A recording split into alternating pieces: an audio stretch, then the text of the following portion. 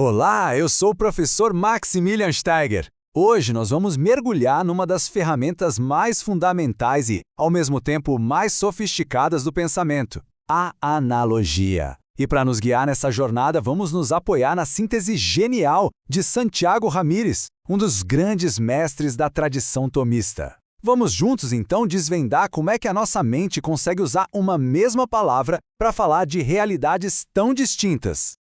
Para a gente começar, vamos pensar num pequeno quebra-cabeça da nossa linguagem do dia a dia. Peguemos a palavra saudável. Nós dizemos que um animal é saudável e que um remédio é saudável. Mas vamos pensar bem. A saúde está no remédio do mesmo jeito que está no animal? Obviamente não, né? O animal possui a saúde, ela está nele. Já o remédio, ele causa ou promove a saúde. Então, fica a pergunta. Como é que uma única palavra se aplica a coisas diferentes, de um jeito que o significado não é nem idêntico, mas também não é completamente diferente? Pois bem, é esse o problema que a doutrina da analogia vem solucionar. Então, quando a gente atribui um mesmo nome, uma mesma qualidade a várias coisas diferentes, a lógica nos mostra que só existem três saídas, três caminhos possíveis. E entender bem esses três caminhos é o primeiro passo, o passo fundamental para a gente captar todo o poder da analogia. E aqui estão eles, os três caminhos. O primeiro é o da univocidade. Nele, o nome é o mesmo e o conceito, a razão por trás do nome é totalmente idêntica. Por exemplo, quando se diz homem de Pedro e de Paulo, o conceito é exatamente o mesmo. O segundo caminho é o oposto, o da equivocidade. Aqui, o nome até é o mesmo, mas o conceito é totalmente diferente. Pense na palavra banco. O banco de sentar e o banco de guardar dinheiro têm o mesmo nome por puro acaso.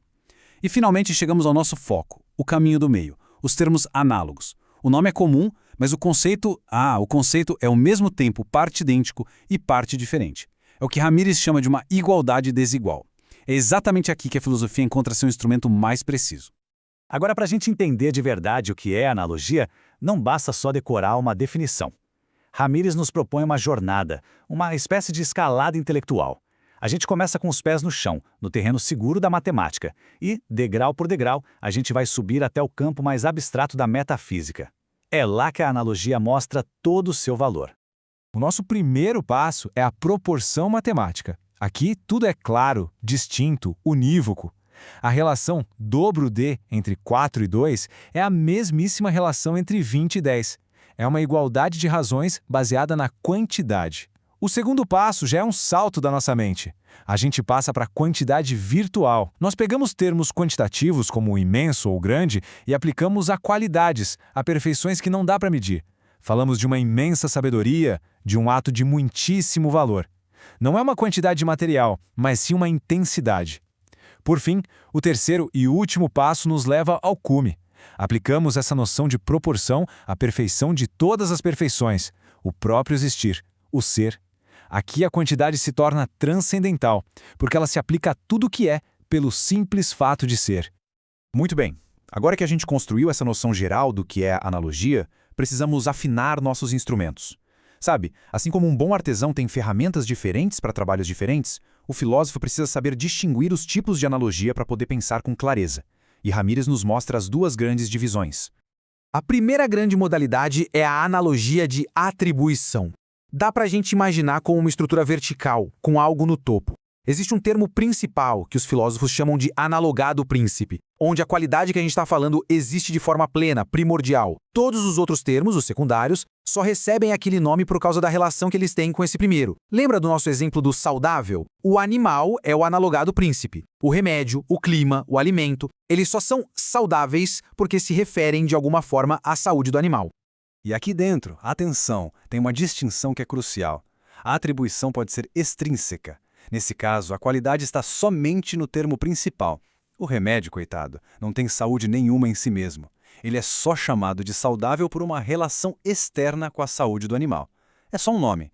Mas a atribuição também pode ser intrínseca. E aqui a coisa muda.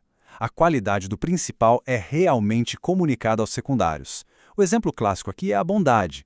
Deus é bom por essência. Uma criatura, um ser humano, é bom porque participa da bondade de Deus, que é a sua causa. A bondade está de fato na criatura, não é um mero apelido. Agora, o segundo grande tipo é a analogia de proporcionalidade.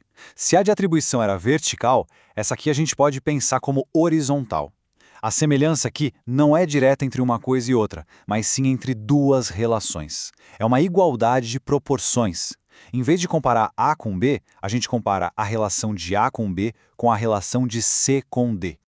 Esse exemplo clássico de Tomás de Aquino deixa tudo muito claro. Veja bem, a gente não está dizendo que a visão é igual ao intelecto. Não é isso. O que a gente está dizendo é que a relação que a visão tem com o corpo é semelhante à relação que o intelecto tem com a alma. Ou seja, a visão é o que permite ao corpo conhecer o mundo sensível, assim como o intelecto é o que permite à alma conhecer o mundo inteligível. A semelhança está na função, na proporção. É essa estrutura que nos permite falar, por exemplo, do amor de Deus, comparando a relação dele com o bem com a nossa relação com o bem.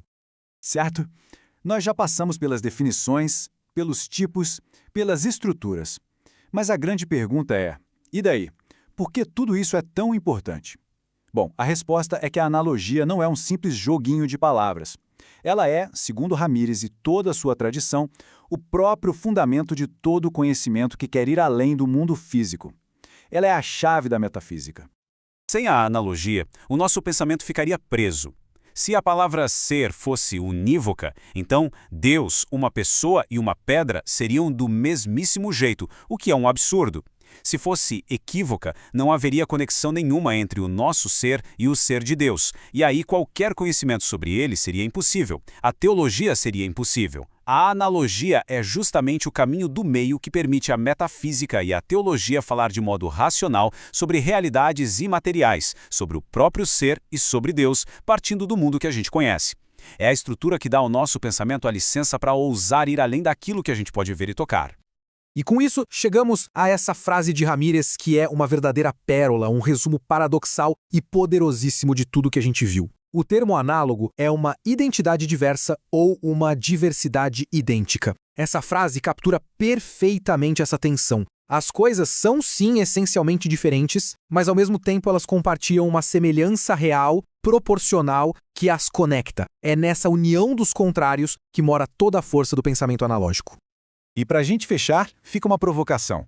Se a ferramenta mais potente que nós temos para conhecer aquilo que está além da nossa experiência imediata é essa tal de semelhança proporcional, isso revela não só a incrível capacidade da nossa razão, mas também os seus limites. O nosso conhecimento avança fazendo comparações. Então a pergunta que fica é: que realidades podem existir de uma forma tão única, tão absolutamente transcendente, que talvez escapem até mesmo da nossa capacidade de traçar paralelos e encontrar proporções? A analogia nos leva muito longe, mas ao mesmo tempo ela nos aponta para o mistério que talvez sempre estará um passo além. Muito obrigado.